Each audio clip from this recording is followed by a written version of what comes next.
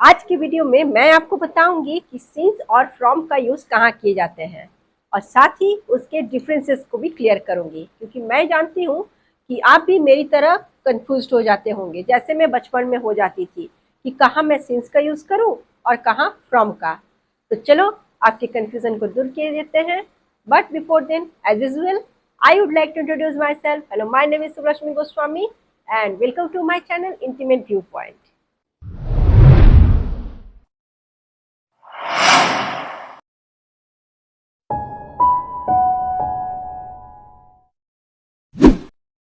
English language में ऐसे कई सारे वर्ड्स हैं जिन्हें यूज करते समय बहुतों को कंफ्यूजन होता है। ऐसे ही दो वर्ड्स हैं, सिंस एंड फ्रॉम।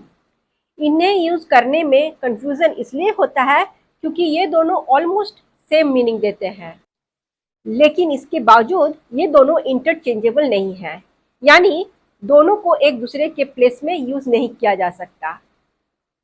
जैसे अगर हम लिखते हैं the movie will run from 10 AM to 12 PM, तो हम इसे इस तरह से नहीं लिख सकते, the movie will run since 10 AM to 12 PM, जबकि फ्रॉम और सिंस का मीनिंग यहाँ दोनों सेम है, से। और इस तरह भी नहीं लिख सकते, जैसे I haven't meet him since he came back या I haven't meet him from he came back, जबकि यहाँ दोनों का मीनिंग है जब से। इन दोनों ही वर्ड का यूज किसी एक्शन के स्टार्टिंग टाइम को डिनोट करने के लिए, यानी कि दर्शाने के लिए किया जाता है। फिर भी इनके यूजेस में काफी सारे डिफरेंसेस। जैसे फ्रॉम का यूज किसी एक्शन के स्टार्टिंग टाइम को दर्शाता है, इस तरह से the examination will start from 6 AM tomorrow, जबकि सिंस का यूज किसी एक्शन के स्टार्टिंग पॉइंट को प्रस्तुत करता है जो प्रेजेंट में भी चल रहा है। इस तरह से the doctor has been waiting for you since 10 AM। Since और फ्रॉम ये दोनों ही वर्ड्स एक सेंटेंस में प्रीपोजिशन के रूप में यूज किए जाते हैं। अब मैं इन दोनों से रिलेटेड कुछ एग्जाम्पल शेयर कर रही हूँ।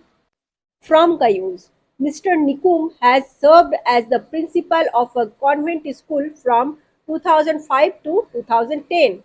सिंस का use, Mrs Roy has known as Amma since she was young. तो अब आप जान चुके हो कि कहाँ सिंस का यूज किया जाता है और कहाँ फ्रॉम का। अब मेरे ख्याल से आपको कोई कंफ्यूजन नहीं होगी, राइट?